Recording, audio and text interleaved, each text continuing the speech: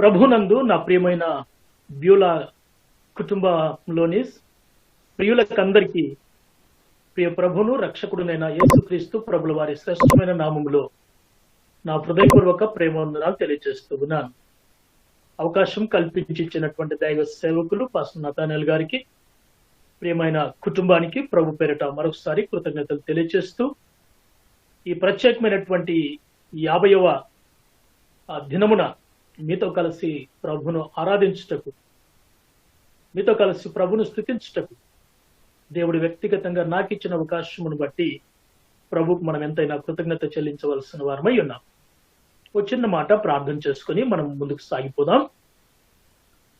పరిశుద్ధుడైన తండ్రి, ప్రేమ నమ్మకం కలిగిన మా ప్రియమైన ప్రభువా, ఈ యొక్క లాక్డౌన్ కారణంగా మేము మందిరాలలో కలుసుకునే అవకాశము లేకపోయినా మాకు మీరు ఇచ్చినటువంటి యొక్క సోషల్ మీడియా ప్లాట్ఫామ్స్ బట్టి మిమ్మల్ని స్తుతిస్తూ స్మరిస్తూ ఉన్నాం. అవును ప్రభా, మీ కార్యము ఆగిపోకుండా ఈ విధంగా మా ప్రియ తండ్రి మీరు మాకు ఇచ్చినటువంటి ఈ యొక్క టెక్నాలజీని బట్టి, తద్వారా మా ప్రియ తండ్రి మరి ఉన్నటువంటి యాప్స్ ద్వారా స్వామి మా భారతదేశంలోని అనేక సంఘాలలో సేవకురాండ్రు మా ప్రియ తండ్రి మరి విరివిగా ఉపయోగించుకుంటూ దేవా మీ నామాన్ని మహింపరుస్తూ వస్తూ ఉన్న విధానం అంతటిని బట్టి మీరు ఇచ్చినటువంటి గొప్ప అవకాశమును బట్టి దేవా కృతజ్ఞతలు చెల్లిస్తూ ఉన్నా. అందులో భాగంగా బ్యూలా కుటుంబానికి కూడా మా ప్రియ తండ్రి మీరు ఇచ్చిన ఈ యొక్క గూగుల్ మీట్ పరిచర్యను బట్టి, మీరు ఇచ్చిన అవకాశమును బట్టి స్తుతిస్తూ స్మరిస్తూ ఉన్నాం. ప్రతిరోజు ప్రార్థనలో గడపాలని, ప్రతిరోజు 3 అధ్యాయములు వాక్య పఠనము చేయాలన్న తలంపును మా ప్రియ ప్రభ బిడ్డలకు మీరిచ్చుట ద్వారా మేమందరము మా ప్రియ ప్రభ కొన్నిసార్లు చదవలేకపోయినా మీ సన్నిధిలో మా ప్రియ తండ్రి మరి ప్రార్థనలో ముందుకు సాగుతూ ఉన్నాం. అందుని బట్టి మీకు స్తోత్రాలు. సేవకులు తెలియపరిచినట్టు మా ప్రియ తండ్రి మరి బ్యూలా కుటుంబంలో ఉండే ప్రతి ఒక్కొక్కరు మరి చక్కటి అవకాశమును వినియోగించుకుంటూ వస్తూ ఉన్నందు కొరకు వారందరినీ బట్టి మిమ్మల్ని స్తుతిస్తూ స్మరిస్తూ ఉన్నాం. ఈ రాత్రి వేళ మా ప్రియ తండ్రి యొక్క మీట్ ద్వారా మా ప్రియ ప్రభ మీ నామమును స్మరించుకునే కృపనిచ్చినందు కొరకు దేవా స్తోత్రాలు. పాటలు పాడినటువంటి బిడ్డలకు మీరు ఇచ్చిన మంచి స్వరమును బట్టి మిమ్మల్ని స్తుతిస్తూ స్మరిస్తూ ఉన్నాం.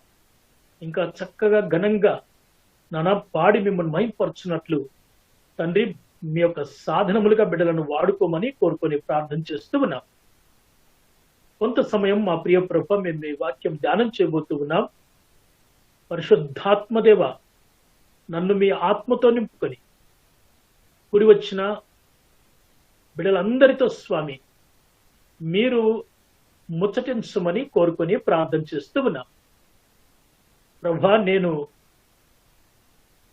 ఏమీ చేయలేని వాడను, నిస్సహాయ స్థితిలో ఉంటూ నీ సహాయం కొరకు నిరీక్షిస్తూ మీరిచ్చిన ఆలోచనను బట్టి, మీరిచ్చిన తలంపులను బట్టి బిడల మధ్యలో ప్రభు మరి నిలబడుకొని ఉండగా మీకు మహిమకరంగా కూడినటువంటి వారందరికీ ఉపయోగకరంగా దీవెనకరంగా ఉండినట్లు సహాయం చేయమని, మాలో ఎవ్వరికి కూడా ఇంటర్నెట్ ప్రాబ్లమ్స్ కానీ, ఎలక్ట్రిసిటీ ప్రాబ్లమ్స్ కానీ, ఇతర ఏ విధమైన టెక్నికల్ ప్రాబ్లమ్స్ రాకుండా అందరము సావధానంగా ధారాళంగా మీ సన్నిధిలో కొంత సమయం గడుపుకొని మీ మాటలు విని ఆత్మీయంగా బలము పొంది ముందుకు సాగునట్లు సహాయము చేయమని మా ప్రభు రక్షకుడు విమోచకుడైన యేసు నామములో ప్రార్థించి స్తుతించి అడిగి వేడుకొనుచున్నాము తండ్రి, ఆమేన్. ప్రభునందు నా ప్రియమైన దేవుని బిడ్డలారా, దేవుని మహాకృపను బట్టి మరొకసారి మీతో కలిసి ప్రభును స్మరించుటకు దేవుడిచ్చిన అవకాశమును బట్టి కృతజ్ఞత చెల్లిస్తూ ఉన్నా. ప్రార్థన అనేటటువంటిది ప్రతి విశ్వాసి జీవితంలో ఉండవలసిన ఒక ప్రాముఖ్యమైనటువంటి అలవాటు లేక గుణలక్షణము అని చెప్పవచ్చు. ఒక వీణ వాయించే విద్వాంసుడు అన్నాడట, ఒకరోజు వీణ వాయించకపోతే రెండవ రోజు ఆ యొక్క స్ట్రింగ్స్ ఎలా వాయించాలో కొంతవరకు కన్ఫ్యూజ్ అవుతాడంట. రెండవ రోజు కూడాను వీణ వాయించకపోతే అసలు వీణను ఎలా పట్టుకోవాలో కూడా అతడికి అంత ఆలోచన తప్పిపోతుందంట. ఇక మూడవ రోజు కూడా ప్రార్థన చేయకపోతే అసలు దాన్ని వాయించాలన్నటువంటి తలంపే తనలోనికి రాదట. కాబట్టి వీణ వాయించే విద్వాంసుడికి మరి ప్రతిరోజు దాన్ని ప్లే చేస్తూ ఉంటేనే చక్కగా దాన్ని మరి ప్లే చేసేటటువంటి సులువైనటువంటి అవకాశం ఉంటుంది. అదేవిధంగా మనం శరీరానికి ఏ విధంగా 3 పూటల ఆహారము 2 పూటల స్నాక్స్ తింటూ ఈ శరీరాన్ని ఎలా మేపుతూ ఉన్నామో, ఆత్మీయంగా మనం బలపడాలంటే ప్రతి విశ్వాసికి ప్రార్థన అనేటటువంటి ఆయుధం మనము కలిగి ఉండాలి. గ్రంథంలో చాలా మంది భక్తులను మనం చూస్తాం.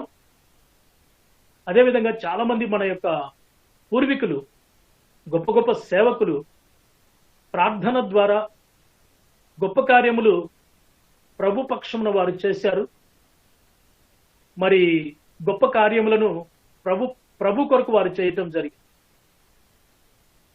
మరి కాబట్టి నేను ఇటువంటి ప్రార్థనా వీరులను మాదిరిగా తీసుకొని మనము కూడా ప్రార్థనలో ముందుకు సాగటం అనేటటువంటిది చాలా ప్రాముఖ్యమైనటువంటి విషయం.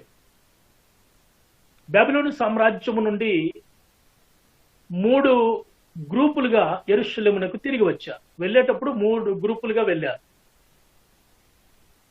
606వ సంవత్సరం, 597వ సంవత్సరం, 586వ సంవత్సరం, 20 సంవత్సరముల వ్యవధిలో 3 పర్యాయములు నెబుకద్నెజరు యెరూషలేము పైన దండెత్తి యూదులందరినీ చెరపట్టుకొని తీసుకుని వెళ్ళిపోయి క్రీస్తుపురం 536 వరకు, అంటే 70 సంవత్సరములు ఆ యొక్క బబులోను సామ్రాజ్యమునకు 300 కిలోమీటర్ల దూరంలో ఉండేటటువంటి కేబారు అనేటటువంటి నది ఒడ్డున వారందరినీ బంధించాడు. కీర్తనల గ్రంథం 137వ అధ్యాయం మొదటి వచనంలో ఆ మాట మనం చూస్తాం. మరి 70 సంవత్సరముల తదనంతరము యూదా గవర్నర్ అయినటువంటి జెరుబ్బాబెలు నాయకత్వంలో వారు మొదటిసారి 42,000 కొంతమంది తిరిగి రావటం జరిగింది. ఆ తదుపరి రెండవ సారి కూడాను కొంతమంది ఒక 7,000 మంది వరకు తిరిగి రావటం జరిగింది. మూడవసారి కూడాను తిరిగి వచ్చారు. మొత్తం కలిపి 4,900 పైచిలకు వారు, అంటే 50,000కు లోపే వారు తిరిగి రావటం జరిగింది. వచ్చినటువంటి వారు యెరూషలేములో మరి నెహెమ్యా యొక్క నాయకత్వంలో యెరూషలేమునకు ప్రాకారం గోడను నిర్మించాలని సిద్ధపడ్డారు. ఆ గోడను నిర్మించాలనుకుంటే అంతకు మునుపు నెహెమ్యా రాజైన అర్తషస్త దగ్గర షూషని కోటలో ఉండేవాడు. ఆ రాజుకు గిన్నెలు అందించేటటువంటి ఉద్యోగస్తు. రాజు రాణి అనుమతితో అక్కడ నుండి యెరూషలేమునకు వచ్చి ఆ ప్రహరీ గోడను అంతటిని ఒకసారి సర్వే చేసి చూసి, ప్రిలిమినరీ విజిట్ కింద దానికి ఎక్కడెక్కడ ఏమేమి అవసరమో సామాగ్రిని అంతటిని సమకూర్చుకొని మరి సమూహం అంతటితో, ప్రజలతో, అధికారులతో మాట్లాడి అందరినీ సిద్ధపరచుకొని మరి ఆ యొక్క మందిరం యొక్క ప్రహరీ గోడను నిర్మించడానికి సిద్ధపడ్డారు. సిద్ధపడుతూ ఉండగా సన్బలుట, టోబియో, అష్టోదీయులు, అమ్మోనీయులు ఎలాగైనా ఈ పనిని ఆపు చేయాలని, ఆటంకపరచాలని హేళన చేయటం ప్రారంభం చేశారు. ఎన్నోసార్లు ఆటంకపరచడం ప్రారంభం చేశారు. అయితే నెహెమ్యా సమస్య వచ్చిన ప్రతి పర్యాయము ప్రార్థనలో దేవుని దగ్గర గడపటం ప్రారంభం చేశారు. ఆ విధంగా ప్రార్థన యొక్క ఆయుధాన్ని ఉపయోగిస్తూ మరి పెద్దలు, అధికారులు ఇచ్చినటువంటి చేయూతను బట్టి కేవలం 52 దినములలో ఆ ప్రహరీ గోడను నిర్మించగలిగి ఉన్నారు. చివరికి 6వ అధ్యాయం చివరి వచనాలలో మనం చదివితే, ఇది మీ దేవుడైన యెహోవా వలన జరిగినది అని ఏ ప్రజలైతే ఆటంకపరచు చూచారో ఆ ప్రజలే ఆ మాట అన్నట్టు నెహెమ్యా గ్రంథం 6వ అధ్యాయం చివరి వచనాలలో ఆ మాటలు వ్రాయబడ్డాయి. కారణం ఏంటి, ఎలా జరిగింది అని మనం ఆలోచన చేస్తే, నెహెమ్యా చేసినటువంటి ప్రార్థన, రెండవది నెహెమ్యాకు అధికారులు, పెద్దలు వారందరూ కూడాను చేయూతనిచ్చి సహకరించడం ద్వారా అతి తక్కువ కాలంలో అంత పెద్ద ప్రహరీ గోడను నిర్మించడం జరిగింది. కాబట్టి ప్రార్థన ఎంత ప్రాముఖ్యమో నీకు నాకు అర్థమైపోయింది. 2వ దినవృత్తాంతముల గ్రంథం 20వ అధ్యాయంలో యెహోషాపాతు రాజు పరిపాలన చేస్తున్న దినాలలో 3 దేశముల లేక 3 జాతుల ప్రజలు ఒకేసారి యెహోషాపాతు మీదకి యుద్ధానికి వస్తారు. 2వ దినవృత్తాంతముల గ్రంథం 20వ అధ్యాయం మొదటి నుండి కొన్ని వచనాలు చదివితే మనకు అర్థమైపోతుంది. మోయాబీలు, అమ్మోనీయులు, మేయనీయులు. అంతకు మునుపు అధ్యాయాలను చూస్తే ఈ యెహోషాపాతు గారు ఇశ్రాయేల్ రాజు అయినటువంటి అహాబుతో వియ్యమొందటం జరిగింది. మరి ఎందుకు ఈ 3 జాతుల ప్రజలు ఒకేసారి యెహోషాపాతు మీదకి యుద్ధానికి వచ్చినప్పుడు మరి యెహోషాపాతు మరి 2వ దినవృత్తాంతముల గ్రంథం 20వ అధ్యాయం 3వ వచనంలో అందుకు యెహోషాపాతు భయపడకుడి, యెహోవా యొద్ద విచారణ చేయుటకు మనస్సు నిలుపుకొని యూదా యందంతటా ఉపవాసం ఆచరించవలనని చాటించడం జరిగింది. సో యెహోషాపాతు ఈ 3 జాతుల ప్రజలు యుద్ధానికి వచ్చినా ఆయన భయపడకుండా తన వారందరికీ అంటే యూదులందరికీ భయపడకుండా ఉపవాసము ఉండమని ఒక చాటింపు చేయటం జరిగింది. ఆ విధంగా ఆ 3 జాతుల ప్రజలను ఎదుర్కొనే విషయంలో మరి వారందరూ ఉపవాసం ఉండి మరి దేవుని సన్నిధిలో వారు ప్రార్థనలో గడిపినట్టు మనకు అర్థమైపోతూ ఉంది. అయితే వారు చేస్తున్నటువంటి ప్రార్థనలో చాలా గొప్ప విషయములు మరి వారు ఉపయోగించినట్టు మనకు అర్థమైపోతుంది. 2వ దినవృత్తాంతముల గ్రంథం 20వ అధ్యాయం 12వ వచనంలో మా దేవా, నీవు వారికి తీర్పు తీర్చువా, మా మీదికి వచ్చు ఈ గొప్ప సైన్యముతో యుద్ధము చేయుటకు మాకు శక్తి చాలదు, ఏమి చేయుటకును మాకు తోచదు, నీవే మాకు దిక్కు అని ప్రార్థన చేస్తున్నాడు యెహోషాపాతు. చూచారండి ప్రార్థనలో ఎలా ఉపయోగించాడో. ప్రభువా, నీవే న్యాయం చెయ్యి, వారిని ఎదుర్కొనుటకు మాకు శక్తి చాలదు, మేమేం చేయాలో మాకు అర్థం కాదు, నీవే మాకు దిక్కు, శక్తి చాలదు, ఏం చేయాలో మాకు తోచదు, నీవే మాకు దిక్కు అని సంపూర్తిగా దేవుని పైన ఆధారపడి, సో మేము బలహీనులం, మా వల్ల ఏమి కాదు, మేము చేయలేం, ఈ 3 జాతుల ప్రజలపైన విజయం సాధించాలంటే నీవే మాకు దిక్కు. ఈ క్లిష్టమైనటువంటి పరిస్థితి మధ్యలో మా పక్షమున నువ్వు ఉండాలి, మాతో నీవు ఉండాలి, మా మనవులు ఆలకించాలి అని యెహోషాపాతు దేవుని సన్నిధిలో మరి యూదా ప్రజలందరూ కలిసి ఉపవాసముతో భారంగా వారు ప్రార్థించటం జరిగింది. ఆ ప్రార్థన ఫలితంగా 20వ అధ్యాయం 15వ వచనం మధ్య భాగంలో మనం గమనిస్తే, మీరు భయపడకుడి, జడియకుడి, ఈ యుద్ధము మీరు కాదు దేవుడే జరిగించును అని నాయకుడైనటువంటి యెహోషాపాతు యూదులందరికీ చెబుతూ వారిని ధైర్యపరుస్తూ దేవుని పైన ఆధారపడి మరి వారు ముందుకు సాగినట్టు మనకు అర్థమైపోతూ ఉంది. చాలా సందర్భాలలో మనకి ఏవైనా ఒక చిన్న చిన్న సమస్యలు వచ్చినప్పుడు ఆ సమస్యలలో మనము మన బంధువులను లేక మిత్రులను తెలిసిన వారినో సలహాలు అడగటం లేక ఆ సమస్య పరిష్కారం కొరకు అవసరమైనటువంటి సహాయం అడగటం చేస్తూ ఉంటాం.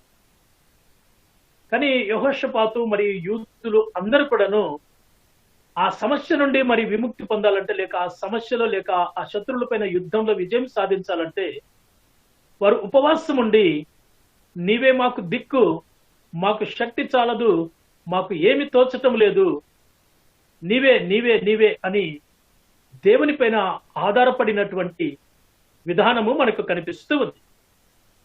18వ వచనంలో అప్పుడు యెహోషాపాతు సాష్టాంగ నమస్కారము చేసి యూదా వారును యెరూషలేము కాపురస్తులను యెహోవా సన్నిధిన సాగిలపడి నమస్కరించిరి.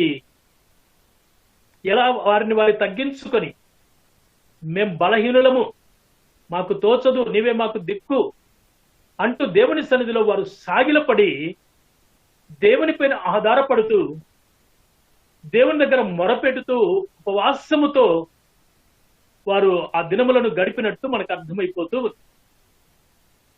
ప్రభునందు ప్రియమైనటువంటి వారలారా, సమస్య వచ్చిన ప్రతి పర్యాయము నేను ఉపయోగించవలసింది ప్రార్థన అనేటటువంటి ఆయుధం. నెహెమ్యా అదే ఉపయోగించారు. 6వ అధ్యాయం మనం ఆలోచన చేస్తే, నీవు యూదుల మీద అధికారిగా ఉండాలని ఈ పని చేస్తూ ఉన్నావా అని సన్బలుట, టోబియో మరి ఇతరులు నెహెమ్యా యొద్దకు విడియున్నటువంటి ఒక పత్రికను పంపించారు. నెహెమ్యా, నేను చేయు పని గొప్పది, మీ యొద్దకు వచ్చకు నేను ఆ పనిని ఎందుకు ఆపాలి అని ఆ చివరి వచనంలో చూస్తే, దేవా యెహోవా ఈసారి నా చేతులను బలపరచు అని నెహెమ్యా దేవుని సన్నిధిలో ప్రార్థన చేయటం ప్రారంభం చేశాడు. కాబట్టి ప్రభునందు ప్రియమైనటువంటి వారలారా, సమస్యలు అనేటటువంటివి సహజంగా ప్రతి ఒక్కొక్కరికి వస్తూ ఉంటాయి.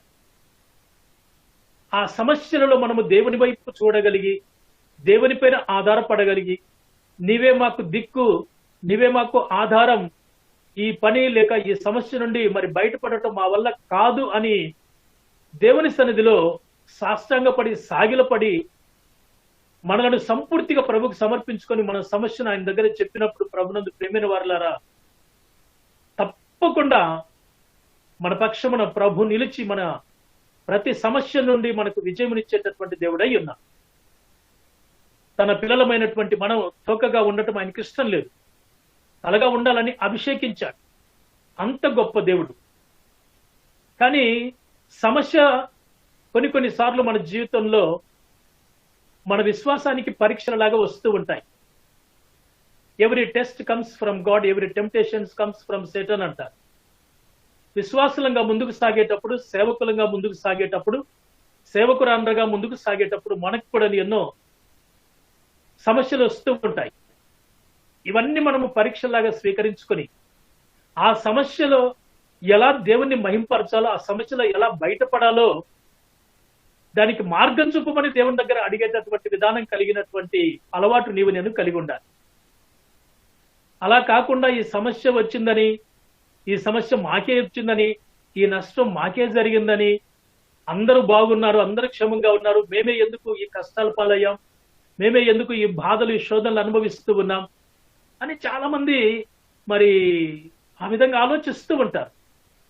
నా ప్రియమైన బ్యూలా కుటుంబంలో ఉండే ప్రియమైన దేవుని బిడ్డలారా, అటువంటి క్లిష్టమైనటువంటి పరిస్థితుల మధ్యలో మరి మార్గం చూపమని, సమస్య పరిష్కారం చూపమని దేవుని పైన మనము ఆధారపడేటటువంటి వారిమై ఉండాలి. ప్రతి సమస్యకు పరిష్కారం అనేటటువంటిది తప్పకుండా దేవుని దగ్గర నుండి వస్తూ ఉంటుంది. ఇశ్రాయేలు ప్రజలు ఐగుప్తులో నుండి బయటికి వచ్చిన తర్వాత వారు మొట్టమొదట షూరు ప్రాంతానికి వెళ్తారు. అక్కడ నీళ్లుండవు. అక్కడ నుండి మారాకు వెళ్తారు. నీళ్లుంటాయి కానీ చేదు నీళ్లు, త్రాగేదానికి వీలు పడదు. అంతలోపల వారందరూ ఆ కొద్ది నిమిషంలో ఓపిక పట్టలేక నాయకుడైనటువంటి మోషేకు వ్యతిరేకంగా తిరుగుబాటు చేయటం ప్రారంభం చేశారు. వెంటనే దేవుడు మోసేకు చెప్పాడు. అక్కడ ఒక చెట్టు పుట్టించాడు. మోసేకు చెప్పాడు. మోసే వెంటనే ఆ చెట్టు కొమ్మను విరిచి నీళ్ళలో వేయమని చెప్పాడు. చాలా తక్కువ సమయం అన్నమాట. ప్రభుకు అసాధ్యమైంది, దేవుడికి అసాధ్యమైంది ఏది లేదు.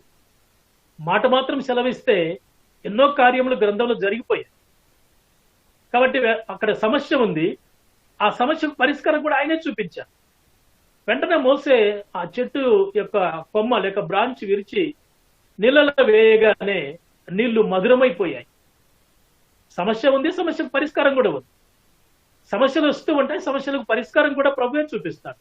ఎప్పుడు మనం ఆయన పైన ఆధారపడ్డాం. నీవే మాకు దిక్కు, మేమేమి చేయలేము, మాకేమి తోచదు అని సంపూర్తిగా దేవుని పైన ఆధారపడగలిగి జీవించగలిగినట్లయితే ఆ సమస్యలో మనల్ని ఎలా నడిపించాలో, ఎలా ఆ సమస్య నుండి మనల్ని బయటికి తీసుకొని రావాలో తప్పకుండా దేవుడు మన పక్షమున గొప్ప కార్యములు చేసేటటువంటి దేవుడై ఉన్నాడు. ఆ విధంగా ప్రభునందు ప్రేమైనటువంటి వారలారా, వారి ప్రార్థన విన్నటువంటి దేవుడు అద్భుతమైనటువంటి విజయమును వారికి ఇచ్చినట్టు మనము 2వ దినవృత్తాంతముల గ్రంథం 20వ అధ్యాయం 24వ వచనములో మనము చూస్తాం. ప్రభునందు ప్రేమైనటువంటి వారలారా, వారి ప్రార్థన వ్యర్థమైపోలేదు. దేవుడు వారి ప్రార్థనను విన్నాడు, వారి ప్రార్థనకు జవాబిచ్చాడు. ఆ విధంగా జవాబు పొందినటువంటి యూదులు ఏం చేశారో తెలుసా? యెహోషాపాతు నాయకత్వంలో 20వ అధ్యాయం 26వ వచనంలో 4వ దినమున వారు బెరాకా లోయలో కూడిరి. అక్కడ వారు యెహోవాకు కృతజ్ఞతాస్తుతులు చెల్లించినందున నేటి వరకు ఆ చోటికి బెరాకా లోయ అని పేరు పెట్టారు. విజయం వచ్చింది, విజయం సాధించారు. 3 జాతుల ప్రజలపైన యుద్ధంలో విజయం సాధించారు. దేవుడు వారిని తలగా ఉంచకుండా తొగ్గగా ఉంచారు. ఆర్భాటం చేసుకున్నారా? ఏమైనా ఇండియా క్రికెట్ టీము గెలిచినప్పుడు ఎంత ఆర్భాటం చేస్తూ ఉంటారు గ్రౌండ్ లో. ఆడినటువంటి వారికంటే చూసేటటువంటి మరి వారందరూ కూడాను మరి ఈ లోకానుసారంగా కేకలు వేయటం, గంతులు వేయటం, ఇంకా ఏమేమో చేస్తూ ఉంటారు. కానీ ఈ 3 జాతుల పైన విజయం సాధించినప్పుడు వారు ఒకరినొకరు కలుసుకొని మనం విజయం సాధించాం, మనం గొప్ప పని చేశాం అని వారు ఎక్కడ కూడా వారి శరీర సంబంధమైనటువంటి ఆలోచనలు వారి మధ్యలో ఆ కాన్వర్జేషన్ రాలేదు. వారందరూ యెహోషాపాతు లోయలో కూర్చొని ఆ విజయమునిచ్చినటువంటి దేవుణ్ణి స్తుతించడం ప్రారంభం చేశారు. ఇదండి ఈ గుణలక్షణం మనలో ఉండాలి. ప్రార్థనకు జవాబు ఇచ్చిన వెంటనే, దొరికిన వెంటనే మనమేదో పెద్ద సాధించామని అనుకునే దానికంటే ఆ సాధింపు ఎలా వచ్చిందో, ఆ విజయం ఎలా వచ్చిందో, ఆ సమస్యను ఎలా పరిష్కరించాడో దేవుడు, మరలా ఆయన్ను మనం జ్ఞాపకం చేసుకుని స్తుతించగలిగితే నిజంగా దేవుడు మహిమ పొందుతాడు. వారు అలా చేశారు. బెరాకా లోయలో కూడుకొని దేవుని స్తుతించడం ప్రారంభం చేసి నేటికి ఆ చోటికి బెరాకా లోయ అంటే దేవుని స్తుతి అనేటటువంటి అర్థం ఇచ్చే పేరును దానికి పెట్టడం జరిగింది. ప్రభునందు నా ప్రియమైన దేవుని బిడ్డలారా, మన ప్రార్థనకు జవాబు ఇచ్చిన ఇంకా జవాబు పొందిన ప్రతిసారి దేవుని సన్నిధిలో మనము ఆయనకు స్తోత్రం చెల్లించడం, కృతజ్ఞతాస్తుతులు చెల్లించడం అనేటటువంటిది విశ్వాసులంగా లేక బ్యూలా కుటుంబంలో ఉండేటటువంటి మనమందరం కూడాను అలవాటు చేసుకున్నట్టు అది మనకు చాలా ఆశీర్వాదకరం, చాలా క్షేమకరం కూడా. ఇక 2వ ప్రార్థన అంశం గురించి మనం ఆలోచించుకోగలిగితే యెహోషువ గ్రంథం 10వ అధ్యాయం మనకు తెలిసిన విషయాలే. ఆ యొక్క సందర్భంలో నుంచి ఒక క్రొత్త విషయాన్ని మీ వెనుకల్లోనికి తీసుకొని రావాలనేది నా ఆలోచన. ఇశ్రాయేలు ప్రజలు ఐగుప్తులో నుండి బయటికి వచ్చిన తర్వాత వారి ముందు కొన్ని సవాళ్లు ఉన్నాయి. మొదటి సవాళ్ళు ఎరికో పైన విజయం సాధించాలి. ఎరికో పైన విజయం సాధించారు. తర్వాత వారు హాయికి వెళ్ళారు. హాయికి వెళ్ళి 36 మంది యుద్ధ వీరులను కోల్పోయారు, నష్టపోయారు. సో మరలా వారి బలహీనత, వారి తప్పును ఎత్తుకొని గుర్తు చేసుకొని వారి తప్పును దేవుని దగ్గర ఒప్పుకొని మరలా హాయి మీదకి వెళ్ళగా విజయం సాధించి విజయ పతాకం ఎగరవేసి యెహోషువ దగ్గరికి తిరిగి వచ్చారు. 3వ వారి ముందుండేటటువంటి సవాలు గిబియోను పట్టణం పైన యుద్ధానికి వెళ్ళాలి. గిబియోను పట్టణం పైన యుద్ధానికి వెళ్ళాలంటే అంత సులువు కాదు. ఎందుకంటే గిబియోను టచ్ చేయాలంటే గిబియోను చుట్టూ 4 దేశాలు ఉన్నాయి. ఈ 4 దేశాలను ఓడిస్తేనే ఆ తర్వాత గిబియోను మరి ఓడించగలుగుతారు. కాబట్టి గిబియోను పట్టణము వారి ముందుంది. గిబియోను పట్టణాన్ని గురించి మనము చదవగలిగితే యెహోషువ గ్రంథం 10వ అధ్యాయంలో అక్కడి వారందరూ కూడాను వీరులు అనేటటువంటి మాట వ్రాయబడి ఉంది. సో కాబట్టి అటువంటి యుద్ధ నేర్పరితనం కలిగినటువంటి వారుగా మనకు అర్థమైపోతుంది. కానీ దేవుని బిడ్డలకు దేవుడిచ్చినటువంటి గొప్ప తలాంతులలో ఒకటి యుద్ధం చేసే చాకచక్య నేర్పరితనం కూడాను దేవుడు తన బిడ్డలకి ఇచ్చాడు. కాకపోతే ఈ గిబియోనీయులు మరి నమ్మించి మోసం చేస్తారు ఇశ్రాయేలు ప్రజలను. సో వారందరినీ తీసుకుని వెళ్ళి గిబియోనీయులు వారి స్వాధీనంలో వారందరినీ బంధించేస్తారు. అప్పుడు యెహోషాపాతు దగ్గరికి ఒక ఆయన వస్తాడు. యెహోషువ గ్రంథం 10వ అధ్యాయం 6వ వచనం మధ్య భాగం చదువుతున్నాడు. 6వ వచనం చదువుతున్నాడు. గిబియోనీయులు మన్యములలో నివసించు అమోరీయుల రాజులందరూ కూడి మా మీదకి దండెత్తి వచ్చి ఉన్నారు గనుక నీ దాసుల చెయ్యి విడవక త్వరగా మా యొద్దకు వచ్చి మాకు సహాయము చేసి మమ్మల్ని రక్షించుమని గిల్గాలులో దాగి ఉన్నటువంటి యెహోషువకు వర్తమానం వెళ్ళింది. ప్రభునందు ప్రియమైన వారలారా, యెహోషువ గిల్గాలులో ఉన్నాడు.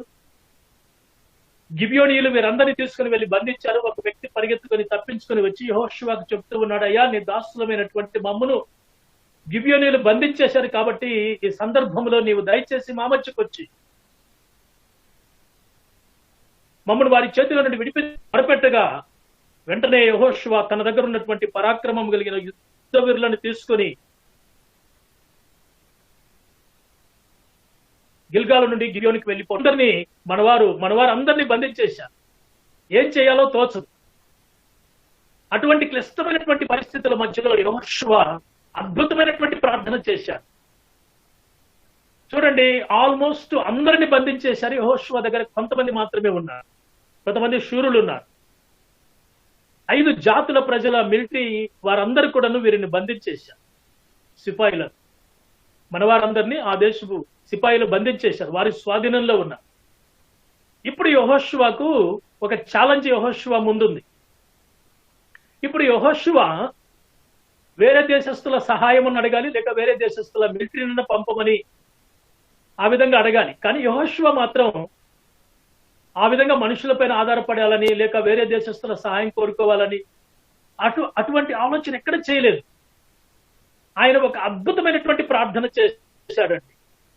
ఆ సందర్భానికి ఆయన చేసిన ప్రార్థనకు కాస్త మనకు అది అనుకూలంగా లేకపోయినా ఆ తదుపరి జరిగినటువంటి పరిణామాన్ని గురించి మనం ఆలోచన చేస్తే యెహోషువ చేసినటువంటి ప్రార్థన చాలా గొప్పదిగా మనకు అర్థమైపోతుంది. 10వ అధ్యాయం 12వ వచనంలో సూర్యుని చంద్రుణ్ణి ఆగిపోమని కదండి. 10వ అధ్యాయం యెహోషువ గ్రంథం 12వ వచనంలో సూర్యుడా నీవు గిబియోనులో ఆగిపో, చంద్రుడా నీవు అయ్యోను లోయలో నిలిచిపోని ప్రార్థన చేశాను. ఎందుకు ఆగిపోవాలి, ఎందుకు నిలిచిపోవాలి? భూమి తన చుట్టూ తాను తిరగకుండా ఆగిపోయిందండి యెహోషువ చేసిన ప్రార్థన కదండి. ఎంతకాలం ఆగిపోయింది? 13వ వచనంలో సూర్యుడు ఆకాశం ముందు నిలిచి ఇంచుమించు నాడెల్లా, 24 అవర్స్ కాదు, ఇంచుమించు ఒక నాడెల్లా సూర్యుడు చంద్రుడు అలా ఆగిపోయాడు యెహోషువ ప్రార్థన చేస్తే. దేవుని బిడ్డ యొక్క ప్రార్థన చేస్తే సృష్టి అలాగే ఆగిపోయిందండి. భూమి తన చుట్టూ తాను తిరగకుండా ఆగిపోయింది. సూర్యుడు ఆగిపోయాడు, చంద్రుడు ఆగిపోయాడు. యెహోషువ చేసినటువంటి ప్రార్థన ఇంచుమించు ఒక నాడెల్లా అన్నాడు. ఆ ఇంచుమించు అనేటటువంటి పదానికి కొంతమంది అనుభవం కలిగినటువంటి సేవకులు 23 గంటల 40 నిమిషాలు లెక్క కట్టారు. నాసా వారు దీన్ని సర్వే చేయటం ప్రారంభం చేసి ఒక రోజు వారికి క్యాలెండర్లో లెక్కలు దొరకట్లేదని, ఎక్కడ ఒక రోజు లెక్క దొరకటం లేదు అని తర్జన భర్జన పడుతూ ఉండగా ఆ నాసా సైంటిస్టులలో ఒక క్రిస్టియన్ సైంటిస్ట్ చెప్పాడంట, దీనికి సమాధానం మీరు పరిశుద్ధ గ్రంథంలో వెతకండి, యెహోషువ గ్రంథం అని, ఈ భాగం చదవమని చెప్పాడు. ఈ భాగం చదివినప్పుడు వారికి ఇక్కడ సూర్యుడు ఇంచుమించు ఒకనాడల్లా ఆగిపోయినటువంటి దానికి 23 గంటల 40 నిమిషాలు లెక్క కట్టేసి, మరి ఇంకా మిగిలిన 20 నిమిషాలు ఎక్కడ పోయింది అని మరలా వారు ఆలోచించడం ప్రారంభం చేసి, ప్రభునందు ప్రేమైనటువంటి వారులారా, ఆ 20 నిమిషాలు ఎక్కడ పోయిందని కూడా నేను చెప్తాను. ఆ విధంగా ప్రపంచానికి ప్రాముఖ్యమైనటువంటి సైంటిస్టులు కలిగినటువంటి నాసాను కదండి, వారికి అర్థం కానటువంటి సమాధానం కొన్ని వేల సంవత్సరములకు పూర్వం మన దేవుడు మన గ్రంథంలో వ్రాసి ఉంచారు. ప్రభునందు ప్రేమైనటువంటి వారులారా, గిబియోనీయులు ఇతర దేశస్తులు 5 దేశస్తుల మిలిటరీ వారందరూ మన వారందరినీ బంధించి వారి స్వాధీనంలో ఉంచుకున్నట్టే యెహోషువ గిల్గాలు నుండి అక్కడికి వచ్చి ఆయన చేసినటువంటి ప్రార్థన సూర్యుడు చంద్రుడు ఆగిపోవమని ప్రార్థన చేశారు. ప్రభునందు ప్రియమైనటువంటి వారులారా, అలా ఎప్పుడైతే సూర్యుడు చంద్రుడు ఆగిపోయాడో పగలు ఎలా ఉందో అలాగే ఉండిపోయింది, చీకటి పడటం లేదు.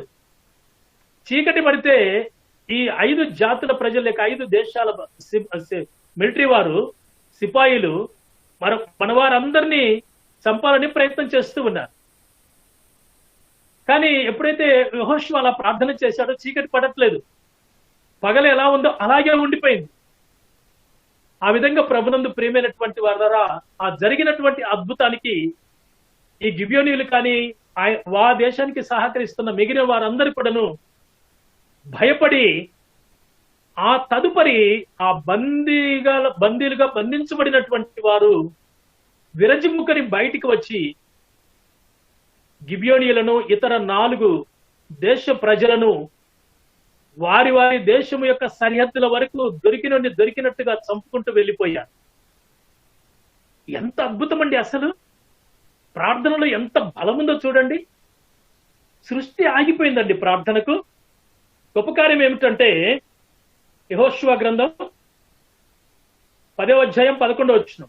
మరియు వారు ఇశ్రాయేలీయుల ఎదుట నుండి బెత్ హోరోనుకు దిగిపోవు త్రోవను పారిపోవుచుండగా వారు అజేకాకు వచ్చు వరకు యెహోవా ఆకాశము నుండి గొప్ప వడగండ్లను వారి మీద పడవేసెను గనుక వారు దాని చేత కూలి చనిపోయి ఇశ్రాయేలీయులు కత్తి వాత చంపిన వారి కంటే వడగండ్ల చేత చచ్చిన వారి ఎక్కువ మంది అయ్యి.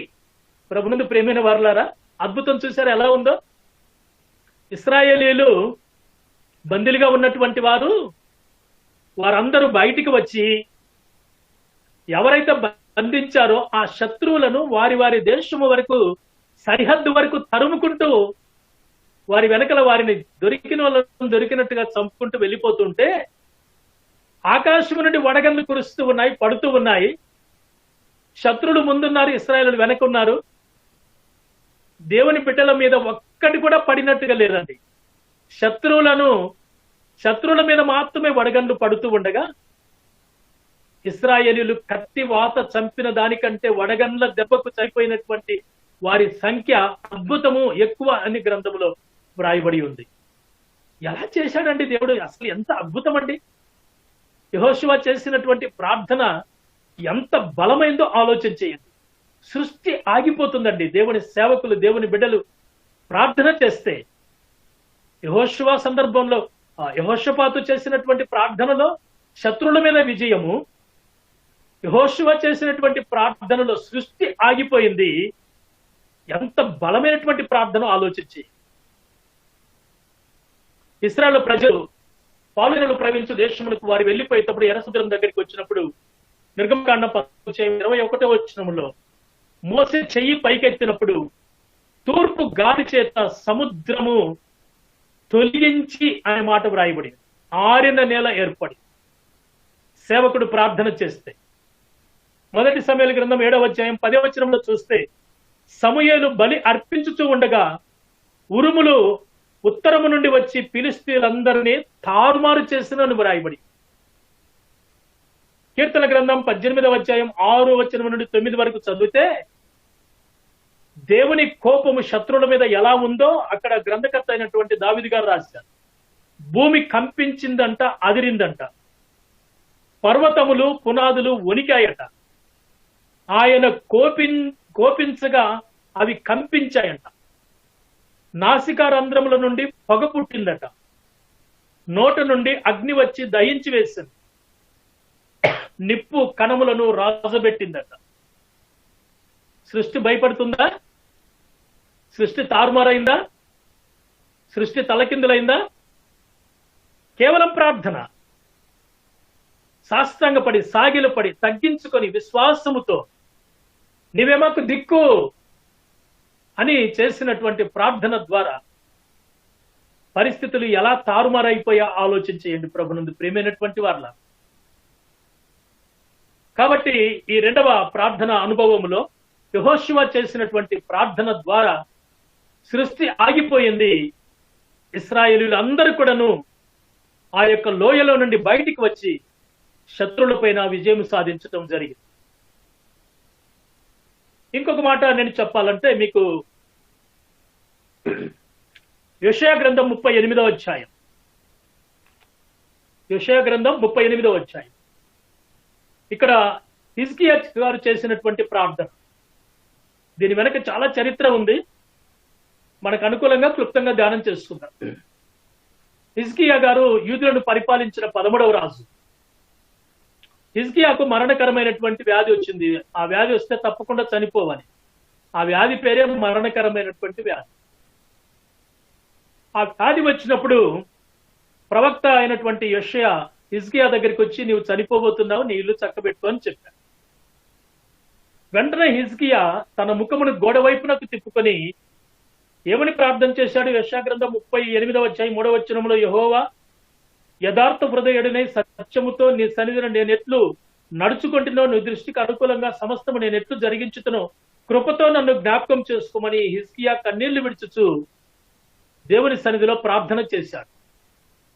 ఆయన మనవిలో ఆలకించినటువంటి దేవుడు వెంటనే మరలా ప్రవక్త అయినటువంటి యెషయాను హిజ్కియా దగ్గరికి పంపించి 15 సంవత్సరముల ఆయుష్ పొడిగించబడిందని చెప్పమని చెప్పాడు. ప్రవక్త వచ్చి హిజ్కియా గారికి ఆ మాట చెప్పడం జరిగింది. నిజమే, హిజ్కియా గారు రాజు అయినటువంటి సందర్భంలో మరి దేవుని మందిరము పట్ల ఆయన ఎలా శ్రద్ధ వహించి మరి మూయబడినటువంటి మందిరాన్ని తెరిపించి దాన్ని అంతా బాగు చేయించి లేవీలైనటువంటి యాజకులను ఏర్పరిచి దేవుని మందిరంలో ఆరాధనలు జరిగేటట్లు, దేవుని స్తుతించేటట్లు, పాటలు పాడేటటువంటి వారిని, వాయిద్యాలు వాయించేటటువంటి వారందరినీ సిద్ధం చేశారు. కానీ ఇక్కడ వ్యాధి వచ్చింది. ఆ వ్యాధిలో దేవుని సన్నిధిలో మొరపెట్టడం లేక ప్రార్థన చేయటం ప్రారంభం చేసి 15 సంవత్సరముల ఆయుష్ పొడిగించబడింది. అకార్డింగ్ టు దిస్ టెక్స్ట్ ప్రకారం, ఈ యొక్క భాగం ప్రకారం హిజ్కియా ప్రార్థన చేస్తే హిజ్కియాకు 15 సంవత్సరముల ఆయుష్ పొడిగించబడింది. అయితే ఈ భాగాన్ని బట్టి నేను ఒక మాట మీకు గుర్తు చేస్తానండి, జాగ్రత్తగా వినండి.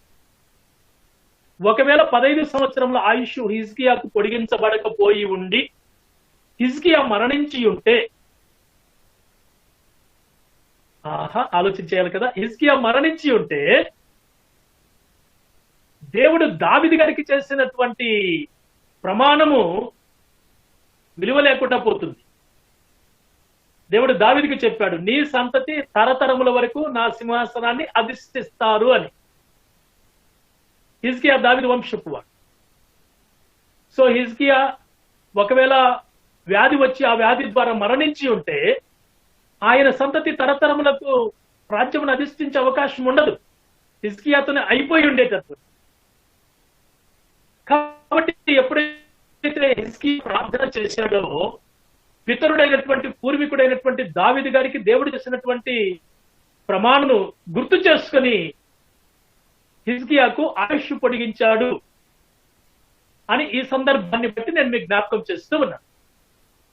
ఆ విధంగా 15 సంవత్సరముల ఆయుష్ పొడిగించబడుటను బట్టి ఆ 2 సంవత్సరములు కాకుండా 13వ సంవత్సరములో హిజ్కియా భార్య గర్భం ధరించటం, వారికి ఒక కుమారుడు జన్మించటం, ఆయనకు మనస్సు అని పేరు పెట్టడం, ఆయన 42 సంవత్సరములు రాజుగా పరిపాలన చేయటం జరిగింది. ఒకవేళ హిజ్కియా మరణించుంటే కుమారుడు జన్మించుండేవాడు కాదు. కుమారుడు జన్మించకపోయి ఉంటే మరి దావీదు సంతతి కంటిన్యూషన్ గా మరి పరిపాలన కొనసాగించి ఉండేది కాదు. కాబట్టి దేవుడు ఎంతగా ఆలోచన చేశాడో ఆలోచించేద్దాం. నేను నేర్చుకోవాలి కదండి.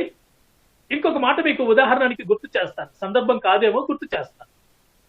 2వ సమూయేలు గ్రంథం 9వ అధ్యాయంలో దావీదు గారు ఒక మాట అంటాడు, యోనాతానును బట్టి ఉపకారం చూపుటకు సౌలు కుటుంబంలో ఎవడైనా కలిగి ఉన్నాడా అంటాడు. అసలు ఎందుకు యోనాతానును బట్టి సౌలు కుటుంబానికి ఉపకారం చేయాలి అంటే, యోనాతాను యుద్ధంలో మరణించక మునుపు దావీదు గారు యోనాతానుతో ప్రమాణం చేశాడు. ముందు అధ్యాయం, సౌలు గారు యుద్ధంలో గిల్బోవ పర్వతం పైన మరణించక మునుపు దావీదు గారు సౌలుతో ప్రమాణం చేశాడు. కాబట్టి సౌలు కుమారుడైనటువంటి యోనాతాను ఇంకా 2 కుమారులు గిల్బోవ పర్వతం పైన ఫిలిస్తీన్ల చేతిలో వారు మరణించిన తర్వాత దావీదు గారు తన స్నేహితుడైనటువంటి యోనాతానుకు చేసినటువంటి ప్రమాణమును జ్ఞాపకం చేసుకుని యోనాతానును బట్టి ఉపకారము చూపుటకు సౌలు కుటుంబములో ఎవడైనా కలడా అని 2వ సమూయేలు గ్రంథం 9వ అధ్యాయంలో వ్రాయబడి. దావీదే గుర్తు చేసుకున్నాడు స్నేహితుడికి చేసిన ప్రమాణం. మరి మన దేవుడు మనకు చేసిన ప్రమాణమును లేక వాగ్దానమును గుర్తు చేసుకోరండి? తప్పకుండా గుర్తు చేసుకుంటాం. వాగ్దానం ఇచ్చినటువంటి దేవుడు వాగ్దానమును నెరవేర్చేటటువంటి దేవుడు అయ్యింది. బ్యూలా కుటుంబంలో ఉండే నా ప్రియమైన దేవుని బిడ్డల, మీ అందరి జీవితాలలో దేవుడు ఎన్నో వాగ్దానాలు చేసి చేసిన వాగ్దానములను తప్పకుండా ప్రభు నెరవేర్చువాడై ఉన్నాడు. అయితే నీవు నేను చేయవలసింది ఈ రోజు ఈ భక్తుల యొక్క ప్రార్థనను మాదిరిగా తీసుకొని నీవు నేను ఆ విధంగా ప్రార్థనలో ముందుకు సాగగలిగితే దేవుడు చేసినటువంటి లేక చేస్తానన్నటువంటి మేలులు తప్పకుండా మన అందరి జీవితాలలో జరిగించేటటువంటి గొప్ప దేవుడై ఉన్నాడు. ఒక చిన్న ఉదాహరణ, 2015వ సంవత్సరం మే 29వ తారీఖున నా భార్యకు హార్ట్ అండ్ బ్రెయిన్ స్ట్రోక్ వచ్చింది. సో జూన్ 10వ తారీఖు వరకు one of the top hospital in Bengaluru, ఆ హాస్పిటల్లో అడ్మిట్ చేశాం. 10 రోజులు నేను ఆమె దగ్గరే ఒక పక్కన ఒక రూమ్ తీసుకుని అదే హాస్పిటల్లో నేను కూడా ఉన్నాను. జూన్ 10వ తేదీ రాత్రి 11 గంటలకు డాక్టర్ నా దగ్గరికి వచ్చాడు. ఒక పేపర్ పైన ఒక డయాగ్రామ్ గీస్తూ ఆర్ట్ చేస్తూ నాకు ఒక మాట చెప్పాడు. విశ్వర్ గారు, ఇప్పటికి వరకు మనం ఇన్ని టెస్టులు చేశాము, ఇంకా 3 టెస్టులు చేయాలి, ఇంకా ఒక వారం ఇక్కడ ఉండాల్సి పడుతుంది, ఇంకా 5 to 6 lakhs అవుతుంది అని చెప్పాడు. అప్పటికి 11 days అయింది. కొంత బాగానే డబ్బు కూడా ఖర్చు అయింది. అప్పటికి 10 రోజులు ఇద్దరం హాస్పిటల్లో ఉన్నాం. ఇంకా 5-6 రోజులు ఉండాలి, ఇంకా ఈ టెస్టులు చేయాలి అని చెప్తూ ఉన్నాడు డాక్టర్. ఆ టెస్ట్లలో మొట్టమొదటి టెస్ట్ బోన్ మ్యారో, సిటీ అట్రాక్స్, ఇంకొకటి ఏదో చెప్పాడు. ఈ 3 టెస్టులు చేయాలని చెప్పాడు. నేను కొంతవరకు బాగా డిసప్పాయింట్ అయ్యాను. రాత్రి 11 గంటలకు నీవు చెప్పినట్లయితే ఉదయం మేము మా ప్రాసెస్ స్టార్ట్ చేస్తామన్నా. సో నేను ఆ రాత్రి ఆయన చెప్పిన వెంటనే ఆ 5th floor లో ఉన్నాం మేము అడ్మిట్ అయ్యి. 5th floor నుండి నేను లిఫ్ట్ లో కిందికి వచ్చాను. హాస్పిటల్కి ఎదురుగా ఒక కాలేజ్ ఉంది. కాలేజ్ పేరు Saint yawns college, Catholic college. ఆ క్యాథలిక్ కాలేజీ కాంపౌండ్ లోపల ఒక చర్చ్ ఉంది, అక్కడికి వెళ్ళాను. అక్కడికి వెళ్ళి ఆ చర్చి మెట్ల మీద కూర్చొని 1 నిమిషం ప్రార్థన చేశానంటే, జస్ట్ ఫర్ 1 minute. హిజ్కియా నాకు గుర్తొచ్చాడు. ఈ మాటే ప్రార్థన చేశాను. ప్రభువా, సెక్యులర్ గా ఉద్యోగంలో ఉన్నాను, ఉద్యోగం వదిలిపెట్టి నీవు పిలిస్తే నీ సేవకు వచ్చాను. 1993వ సంవత్సరం ఫిబ్రవరి 19వ తారీఖు నుండి నీ సేవలో నేను ఇంతవరకు ఉన్నాను. నీవు వెళ్ళమన్న చోటికి వెళ్ళాను, చేయమన్న పని చేశాను.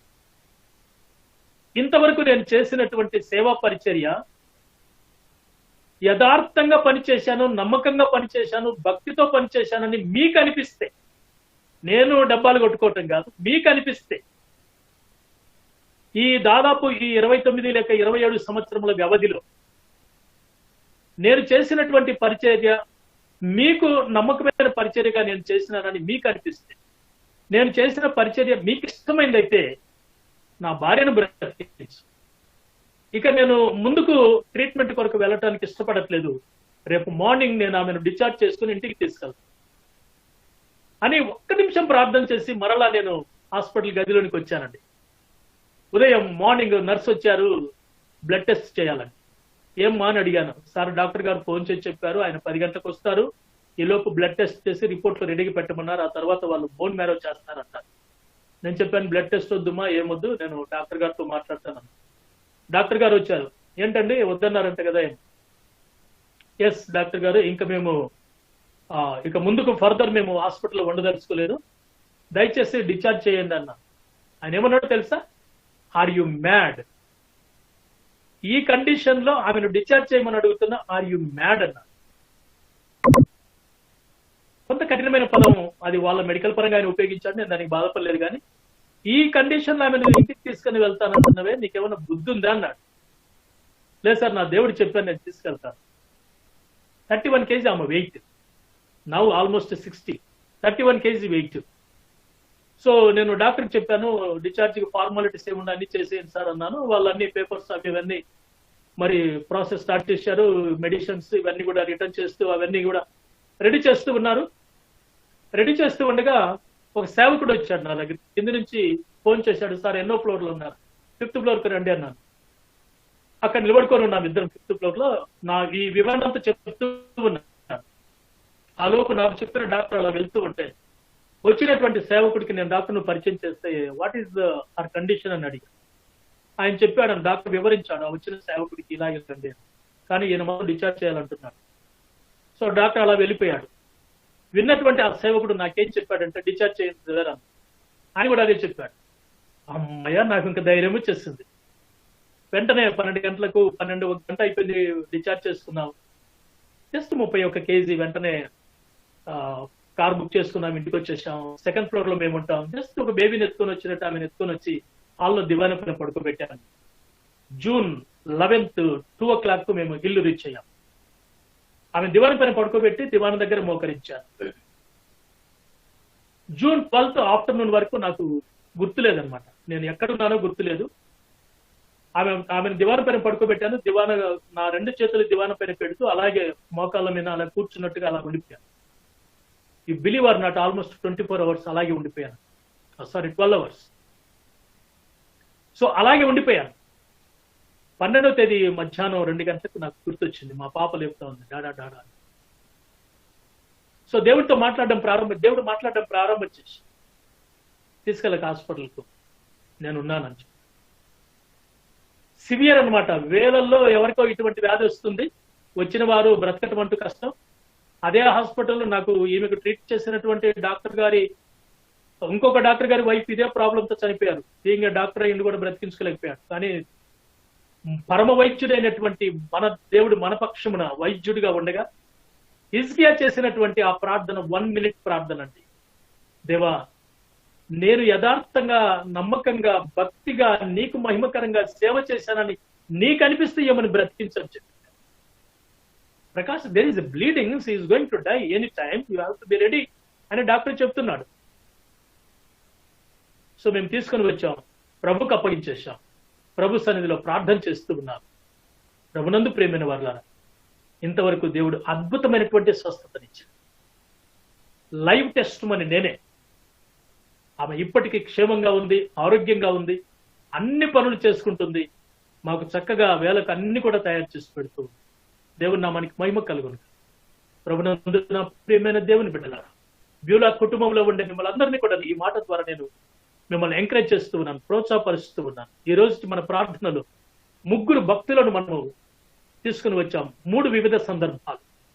యెహోషాపాతు ఎలా ప్రార్థన చేసి 3 జాతుల పైన విజయం సాధించారో, విజయం పొందిన తర్వాత వారు ఏం చేశారో, అదేవిధంగా యెహోషువ మరి ఆ యొక్క శత్రువులు ఇశ్రాయేలులను బంధించినప్పుడు ఎలా ప్రార్థన చేశాడో ఆ మాటలు మీకు జ్ఞాపకం చేశారు. తర్వాత హిజ్కియా వ్యక్తిగతమైనటువంటి రోగం వచ్చింది, చనిపోవాలి. అయితే దేవుని మహాకృపను బట్టి ఆయన ప్రార్థన విన్నాడు. పితడైనటువంటి దావీదుకు చేసినటువంటి వాగ్దానముని జ్ఞాపకం చేసుకుని 15 సంవత్సరముల ఆయుష్ పొడిగించబడింది. ఆహాజు గోడ మీద గడియారము 10 మెట్లు వెనక్కి వచ్చింది. నాసా వాళ్ళు మరలా బైబిల్ పరిశీలిస్తే హిజ్కియా ఆరోగ్యం పొందిన తర్వాత గోడ మీద గడియారము 10 మెట్లు వెనక్కి వచ్చింది. దాన్ని లెక్క చేసి 20 నిమిషాలుగా తేల్చేశారు. యెహోషువ ప్రార్థన చేసినప్పుడు ఇంచుమించు ఒకనాడు ఆగిపోతే 23 గంటల 40 నిమిషాలు. హిజ్కియా ఆరోగ్యం పొందిన తర్వాత 10 మెట్లు వెనక్కి వస్తే దాన్ని 20 నిమిషాలుగా లెక్కేసి మొత్తం ఒక దినము సూర్యుడు అస్తమించలేదు, భూమి తన చుట్టూ తాను తిరగలేదని నాసా వాళ్ళు లెక్కలు కట్టేశారు. అంత గొప్పదండి మన బైబిల్, అంత గొప్పవాడండి మన దేవుడు. ఇక ఆయన బిడ్డలమైనటువంటి మనం ఎలా ఉండాలో నేర్చుకోవాలి. బైబిల్ మనకు నేర్పిస్తూ ఉంది. బిడ్డ మనకు ఓఫీర్ రాని ప్రతిరోజు 3 అధ్యాయాలు చదవమని చెప్తూ ఉంది.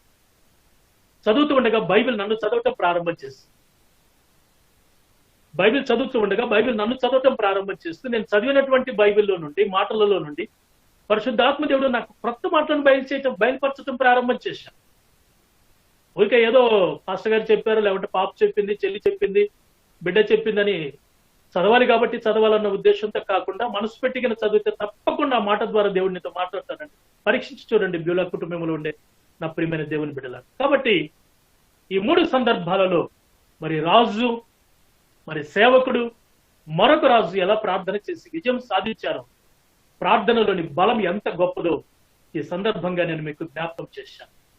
కాబట్టి అటువంటి ప్రార్థన అనుభవం కలిగినటువంటి వారి ఈ మన ముందుండేటటువంటి వైరస్ అనేటటువంటి యుద్ధములో కదండి విజయము సాధించి విజయపు బాటలో ముందుకు సాగుతూ ఆత్మీయంగా బలపడుతూ దేవుని దీవెనలు పొందుకుంటూ ముందుకు సాగాలని ప్రభు పేరట మనవి చేస్తూ కొద్ది మాటలు తెలియజేస్తూ ఉన్నాను.